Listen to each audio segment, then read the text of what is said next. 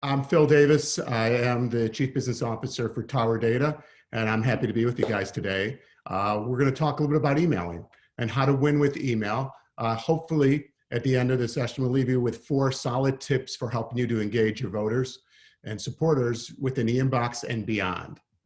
A little bit about Tower Data. We're a data technology company. We've been around for almost 20 years, and we help email marketers and campaign managers power people-based marketers.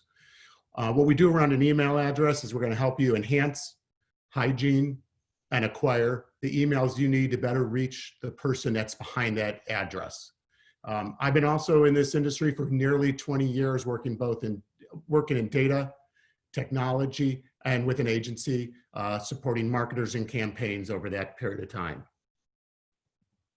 So I think when you look at political campaigns, there's a lot you can also learn from the traditional retail channel. However, there are some significant differences. One of the things that really happens with political campaigns, especially as you go mid-ballot and down ballot, is a big change in the time to quote market, right? Once the campaign, once you launch a candidacy, you really don't have a lot of time. You got to get going right away.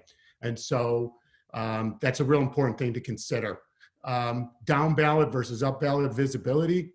Certainly in a presidential year, when you look at other channels like advertising, it's a little more expensive, a little harder to get the down ballot visibility that you'd like.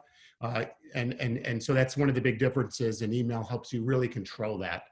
And of course, the people you're reaching, you have a very defined audience. Certainly at a national campaign, it's broader, state level versus congressional levels and county by county populations. So you have a very defined audience with your campaigns, but there certainly are some similarities. Both retail and marketing and cause campaigns will need fast and easy access to data. They need to reach people across platforms. They're going to need to resonate with their biggest fans, right? So again, it goes back to people-based marketing, and they're going to need to connect identities.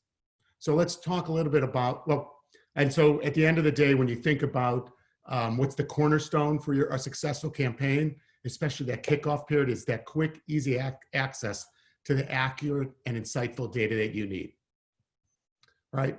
So one of the first things you want to look at is the data you have around you. A lot of campaigns start with data from either other outreach programs or past campaigns. And as a email marketing manager for that campaign, you might not have firsthand knowledge of how all those emails were collected. With that in mind, you need to validate that right away. I mean, that's like your first step, is to validate those emails, because again, campaigns move fast. You don't have time to be down. You don't have time to have any challenges. So you want to make sure all those emails are clean. So whether you're getting the data from an existing database, whether you're acquiring it online, whether you're acquiring it through outreach or programs, and you've got people who are writing them down, you want to really make certain that those emails are clean. So consider both up ballot and down ballot considerations. But boy, those down ballot campaigns are short, they're fast. You don't want to get hung up. So the big playbook I would tell you is validate everything you've got, and then have an API to validate everything you acquire in real time. In terms of the ability to reach across all channels, you want to be able to leverage those emails to connect profiles across all channels, both in email, postal, and digital. And that email address is super powerful, right? That email connects you from one channel. It could connect you from email to digital and allow you to onboard and reach people while they're searching various websites. But it also allows you to go from email to postal and/or postal to email when you're matching those profiles. So that append is your friend. And a lot of campaigns have really used the both email append and the postal append as a way to connect and talk to their supporters across the various channels. So again, when you look at that database that you have it to start with, you want to fill in those holes. Many of you might have a lot of postal database because you're dealing with regions and locations. And if you can easily and quickly append an email address to get things going. However, you also might want to drop postcards, and so all the emails you're getting online, you might want to append a postal address. And it's a really quick, easy process. We talk about people-based marketing. What I would suggest is when you have email, you want to think about that ask you have for your audience. And then you also want to think about what's like the appropriate. Is it appropriate to ask for $1,000 or $10 with a campaign? Should you be trying to sell your merchandise? Should you be trying to focus on early voting? Should you be trying to get somebody to help caucus or support the campaign in other ways? Often that the data you need could be around age and demographic and household data in order to help you personalize and segment your audience and get them with the right ask in the right way.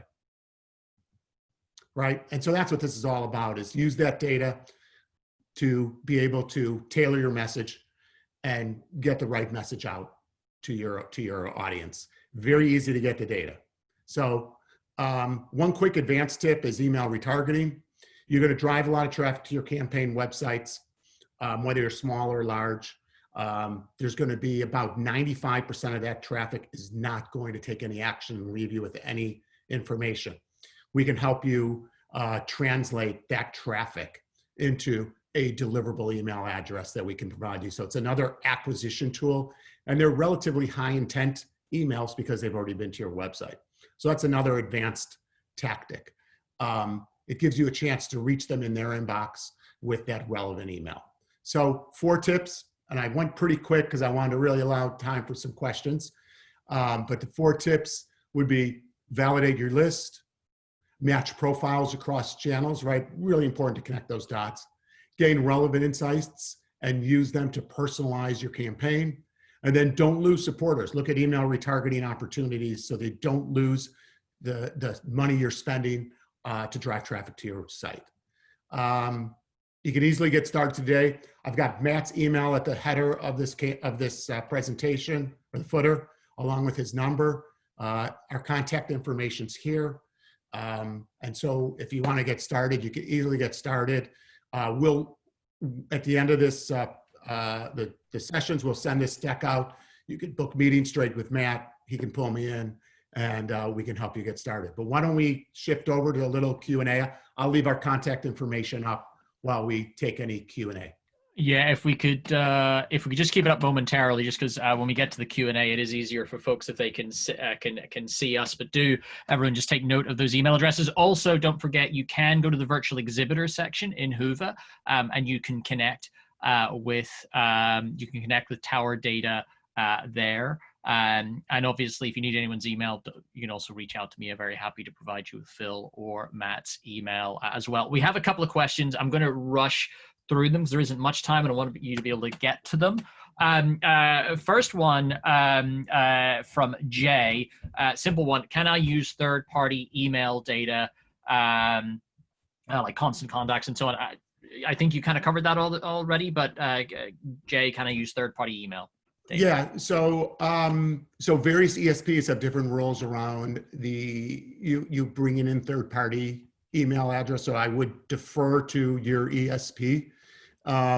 What Constant Contact would specifically frown on is that if your entire database was made up of third-party data, that because it's real important for you to focus on your deliverability. And 100%. The emails that you bring in to your own database, those are going to perform best. Emails you append are going to perform not quite as well, but pretty good. And if you just flat out buy a list, those are going to be your weakest performers. And so I would stay away from buying lists. Yeah, and that does speak to one of the perennial challenges in email and why email in politics and why list hygiene is just so important. And including obviously with folks who actively subscribe to you, ensuring that you're maintaining engagement and so on. Question from David Murray. My guess, David, my guess is you provide append services, and if you do, what's the standard cost on that?